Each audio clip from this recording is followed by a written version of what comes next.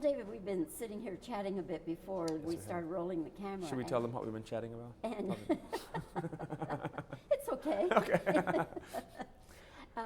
But really, we're here to talk about Sweeney Todd, and you're playing the title role Yes. in this stage production of Sweeney Todd. And I was telling you that I saw the original with Len Cariou and Angela Lansbury. And so when, and Hold I, on, Bobbie, hold on, I'm sorry. Imagine going to the theater, going to movies, and going. yeah, Although no, I thoroughly enjoy it. Okay, I'm rolling it. Okay. Oh, the battery was up there, not Yeah. that. Oh, okay. All right. Okay. We'll start over. David, I was telling you that I saw the original in New York with Len Cariou and Angela Lansbury. And when this production started last night, I thought, I don't remember that. And you know, all those musicians on the stage. And then it dawned on me that this is the new revised version. Right. Now, what is, I know you have a history with Sweeney Todd. What is your history? Well, I was in the Broadway company. On the Broadway company, I was the standby for Sweeney Todd and for Judge Turpin. So I knew both those roles so that I could step on and in case Michael Service or Mark Jacoby, who played the roles, were out. And I went on a fair amount. So. And that was with the original staging? That was actually on the Broadway production that this company comes from. This is the national tour of the Broadway production, which John Doyle and Sarah Travis won Tony Awards for. But this production, which was really envisioned by John Doyle, the director, it started in England, and he was doing it with a company that had very little money. And so the device of having the cast be the orchestra, play the instruments, really came out of just budgetary concerns. But it created this whole different perspective, and it affects the show totally differently because nobody ever leaves the stage, as you know. And if you're not acting, saying, talking, singing, you're playing an instrument of some kind. And so it takes a really interesting cast. You've got to have people who can really act, which is John Doyle's first priority, is finding people who can really act, and then people who can play instruments at a really tremendously high level, at a conservatory level, and then who can sing pretty well too, because this stuff's pretty hard to sing. But in casting and putting together like that, it gives the show a totally different look, a totally different feel, focuses more on the story than all the effects. Most of our effects are done with lighting and stuff, but you're right, it's a much more chamber presentation of the show than doesn't have all the big Hal Prince production values. What are the auditions like for this production? Pretty wild. I remember the auditions, the original auditions, they really weren't sure which characters needed to play which instruments. All they knew was that they needed certain instruments for certain things, so they were just kind of starting with a blank canvas saying, okay, who plays what and what characters can play this? And there was a couple of people that I saw come in with an actual shopping cart filled with a violin, a flute, a clarinet. And I mean, it's amazing how some people out there can just play instruments, like people can play sports. I mean, they can just do everything. It's just really amazing. Did you play the trumpet before? That's a great question. I really did. I was actually a professional trumpet player before I became an actor. And I remember I was engaged. I was at Louisiana State University getting my master's. And I was directing one of the jazz bands there, playing in the top jazz band. And she and I broke up. And I used that in the show. No, I'm kidding. But we've all had some trauma. But I went to Las Vegas to be a professional trumpet player, and I was playing out there for a little bit. And I saw this episode of MASH on TV. It made me cry like a baby, and I just knew that's what I wanted to do for the rest of my life. So got started at University of Nevada, Las Vegas, and just one thing led to another, and here I am. So The excuse me. The other people in the cast, did they already know how to play the instruments, or did they have to be taught? Oh, that's probably both. I mean, there's some of the people in this cast. Edmund, who plays Tobias in the show, is an amazing violinist, and we have some really incredible musicians here, instrumentalists. But there are a couple of other parts where they actually had to kind of learn some of the instruments. Our beggar woman, Ben Eakley, who plays the beetle, they play, like Ben Eakley plays piano masterfully, but other instruments he had to play, he had to kind of, okay, I got to learn how to play this, like he plays a soprano sax. And he had some basic skills, with reed instruments, but he basically had to really learn to be able to play at this level for what he has to play. So A little bit of both. Has that ever been done before? Not that I know of. It's, when this first came, when John did it, and people were just amazed at it, and then it transferred to the West End in London. And again, people were just stunned by it, and then it came to Broadway, and then it got such wonderful, such excitement about it, that such a new thing, that he then did Company, a revival Company right after Sweeney Todd a year ago in Broadway, and it also got really wonderful reception. John Doyle himself will tell you that he's not planning on creating this whole version of musical theater with the cast being orchestra, but it's been exciting to do. It's been fun to do. Do you actors have to also be members of the union? That's a great question. We do, as a matter of fact, and that's been interesting too. You really learn about how another union works and the rules that are different, and instrumentalists have different concerns than actors and singers, but we do. We now belong to the Actors Equity and the union, the Musicians Union, in order to do the show. You get 2 checks? No, but but there were pretty heavy negotiations apparently that went on between Actors Equity, the producers, and the Musicians Union, because the Musicians Union, I mean, this kind of cut out some of their jobs, and that's not, doesn't make anybody happy, and maybe the producers, but so what happened was that, as I understand it, without getting into specifics, the producers are putting pension money into the Musicians Union, and to help take care of some of the jobs, in a sense, that were lost because of what we're doing with this. But I mean, everybody came to a mutual agreement that was satisfactory to everybody, that works out. So we don't get 2 checks, but our salary is made up of equating the Actors Equity salary and the Musicians Union salary and combining and that sort of thing. So it's not as good as 2 checks, but it's not bad.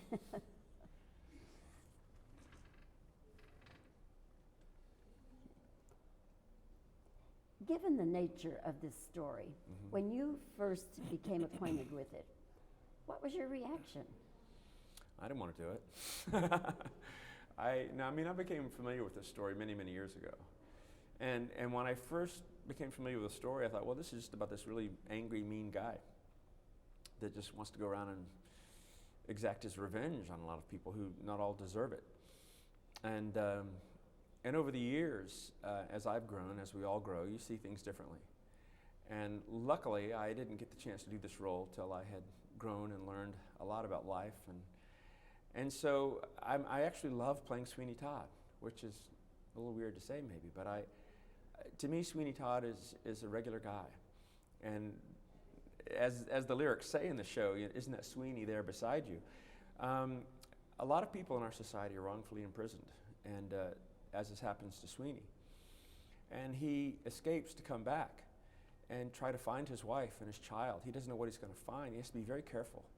And he's a little scared in the beginning. He's vulnerable. If he gets caught, he's back to prison or worse. And gradually, as the story unfolds, he has to deal with his emotions about what's happened to his wife and his child and what happened to him. And one thing leads to the next, and he makes these choices that we all have to make in life. Just like when somebody cuts you off on the freeway, well, you can handle that a couple of different ways. And so he makes choices that we all have to make at different times. And I just try to start him at the top of the show, just as you or I would be in this situation. And then the story just takes me. And it's really a wonderful journey. It's exhausting, but it's a wonderful journey every night. And to me, his whole journey is led by his love for his family, his love for his wife, his love for his daughter. And everything comes from that, and I think a lot of people can relate to that. And so to me, if I start him from there, as a person who loves his family and tries to deal with what's happened to his family and to him, then I hope people can understand what he does. And that doesn't mean you condone it. That doesn't even mean you sympathize with it. But if you understand it, you can relate to it, and it hopefully expands your perspective and perhaps gives you a little more sympathy to people who have to deal with pretty rough challenges in life. But I don't try to make them likable. That's pretty hard to do. I just try to make them real. The movie, of course, now is out. And people will just inevitably want to draw comparisons. And I always say you can't compare a stage production to a movie. But my question is, Do you think the movie coming out at this time, does that help your box office or hurt it? Well, I can only think it helps it, because it creates the buzz, and people are interested, I think, and if they see the film, I think a lot of people are curious, okay, how's that going to be on stage? And then everybody compares me to Johnny Depp. I'm just kidding. Johnny calls me all the time. Right. Just kidding. But it's interesting. I haven't seen the film yet. Partly because I wanted to give it a little more time. I don't want to find myself starting to do Johnny Depp on stage, because who can do that? I mean, I think he's great. I have tremendous respect for him. And he came to see our Broadway show, actually. When we were running, I guess it was like 2 years ago. And nobody knew at the time that the film was, going, and he was going to be playing the role. But he knew. He must have known. But so that was interesting, and I look forward to seeing the film. It's you really can't compare it. The film, as I understand it, has a lot more production effects, quite a bit more gory than ours is. A lot of our effects are done with lights, sound, and because it's, like I said, a chamber presentation, our story is more about the characters, the journey, the storytelling of it. Whereas the film is more about, the overall mood, I think, again, from what I understand. And some of the music that's in our show was taken out of the film, as I understand too, so I'm interested in seeing the film. But ours is more about trying to convey the story and the journey of each of these characters. So I think it's going to help our box office. It's always interesting to me here to talk to people who've seen both and get their reactions from both. And I think people have a totally different reaction from the two versions, which is interesting. And that's one thing that John Doyle wanted to do. He wants to create a very contemporary feel with the story, with our production. He didn't want to just recreate another, 18th century type, storytelling. So we're having fun with it. Well, the audience last night, did you feel they were a good audience? Sure they were. It was a lot of fun. That's the interesting thing about this, and any good production. I mean, there's a lot of pathos, there's a lot of rage, but there's a lot of fun, there's a lot of laughs. And it's always exciting when people get all of it. And then you're doing your job of telling a good story as well. So yeah, it was a great audience. It's a lot of fun. And at the end, they were certainly responsive. I mean, you took quite a few curtain bows. Yeah, it was fun. It was nice. It was a good time. It's good. Part of it was because this beautiful theater, I think, this Yes. theater. We travel all over the country, and we play in a lot of huge auditoriums and huge symphony halls, and they're all, wonderful places to play, and every theater has its own special gifts, but I love playing in old theaters, vaudeville houses like this. They have so much style, so much character, and for our show, it's just perfect. And this theater is an intimate theater, kind of brings the audience more around you, which is really great. Any good storyteller loves to connect to who he's talking to. So It is, and it came that close to being torn down. it's a heartbreak, isn't it? I mean, it's like in New York, they tore down the Penn Station, which was amazing, and they almost tore down Grand Central. It's just too bad when that happens that way, but I'm glad they didn't tear this one down. It's beautiful. Well, some very enterprising and civic-minded people put the money to restore it and keep it. Well, tell them thank you for me. Okay. David, thank you so much for your time today. My pleasure. And again, let me tell you that I thoroughly enjoyed your performance. Thanks so much. I don't want you living next door to me, but All right, I'll give you that. as Sweeney Todd, I mean. Okay, thanks. As David Hess, yes, you can move I can next. stop by occasionally. Okay. Thank you so much, My David. pleasure, thank you. Are- Are you Yes. framing me? Should Uh-huh. I? Are you over the shoulder? Should Yes. I? Yeah. Okay. And if you would just start to answer just a few words, and then I'll wave you off, because sometimes they like to hold the shot and bring you in. So Overlap it, sure. the editing, which you know about anyway. Okay. What is your history with Sweeney Todd? Well, that's kind of it's a good question. My history with Sweeney Todd kind of goes back. I first heard about the musical, I guess, when I was in high school or something like that. But That's good. That's yeah. good. Okay. Given the storyline of Sweeney Todd, the demon barber of Fleet Street, when you first became acquainted with it, what was your reaction? Well, my first reaction was I never wanted to play this guy. Pretty dark, angry guy that just seemed like he just wanted to hurt a lot of people. That's fine. Yeah. Okay. So, what is your take on Sweeney Todd? Well, to me, Sweeney's a regular guy. I think when I first heard about Sweeney, I thought I wouldn't want to play this guy, but the way I approached Sweeney. Okay. When I saw the original in New York, I didn't, let me start it. When I looked at this production opening night, I remembered the original from New York. And I thought, I don't remember musicians up there running around on the stage. What is that all about? Well, it's a totally different re-envisionment, I guess, of the show. When John Doyle, who directed this, first started That's good. Okay. Do you actors have to be also members of the Musicians Union? Yes, we do. That was a very interesting development of doing it this way. That's fine. Do you get 2 checks?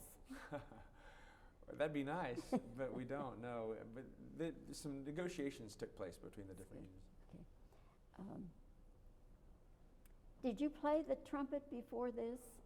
I was a professional trumpet player before I became an actor, so that kind of worked out easy for me. I didn't have to learn from scratch. What are the auditions like for this production of Sweeney Todd? Very unusual. It's Let funny. me try that over Okay, again. sure. What are the auditions like when they try to get people for this production of Sweeney Todd? Well, they're very unusual. I remember the auditions when we first went in. There were people that bring in shopping carts of instruments to play. It was pretty intimidating too when you see somebody bringing like 8 instruments that they can play pretty well. Okay, all right.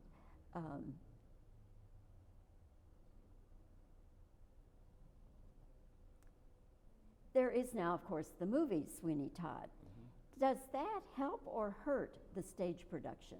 Well, I think it's going to help us. I think people see the movie and they're curious about how would you do this on stage. And so I think a lot of people are going to come just to see the difference, and because the people who liked the film are going to want to see it again perhaps on stage. Okay, let me check. You have a great memory.